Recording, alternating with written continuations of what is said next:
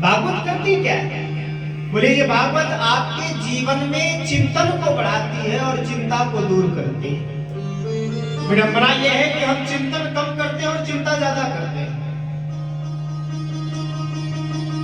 चिंतन हम कम करते हैं, लेकिन ध्यान दीजिएगा कि जो चिंता है ना, ये चिंता हमें चिता की ओर लेके जाती है, और जो चिंतन है वो हमको परमात्मा की तरफ लेके जाता है।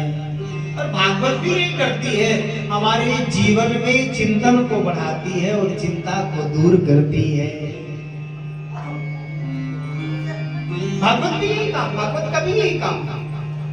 और जिस कथा को हम यहाँ पर बैठ करके बड़े प्रेम से सुन रहे हैं, इस कथा के लिए देवता भी तरसते हैं। देवता भी इस कथा के लिए तरसते हैं कि उनको भी कथा मिल जाए। परीक्षित को 7 दिन में मरने का श्राप लगा, और जब 7 दिन में मरने का श्राप लगा, सुखदेव जी महाराज पधारे परीक्षित की मृत्यु को मंगलमय बनाने के लिए श्रीमद् भागवत कथा सुनाने लगे।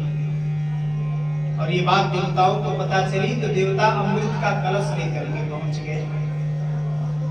परीक्षित जी को सुखदेव जी कथा सुना रहे थे, और सुखदेव जी से कहा, महाराज हमने सुना है आपके चेले को 7 दिन में मरने का श्राप लगा है। कहा हाँ बिल्कुल सुना है, सही, बिल्कुल सही सुना है। तो कहा हमने ये भी सुना है कि आप उसकी मृत्यु को मंगलमय बनाने के लिए उसको श्रीमद् भागवत कथा सुना रहे हैं। हाँ हाँ बिल्कुल सही सुना। देवताओं ने कहा महाराज तो इतना ये प्रपंच रचने की क्या आवश्यकता है? कथा आयोजन करने में कितनी मेहनत लगती है, जो कथा कराते हैं कितनी मेहनत लगती है, महीनों से मेहनत करनी पड़ती है, मंच बनाना, व्यास जी को बुलाना, कितने खर्च होते हैं। अरे महाराज इतना सब काम धाम करने की क्या आवश्यकता है?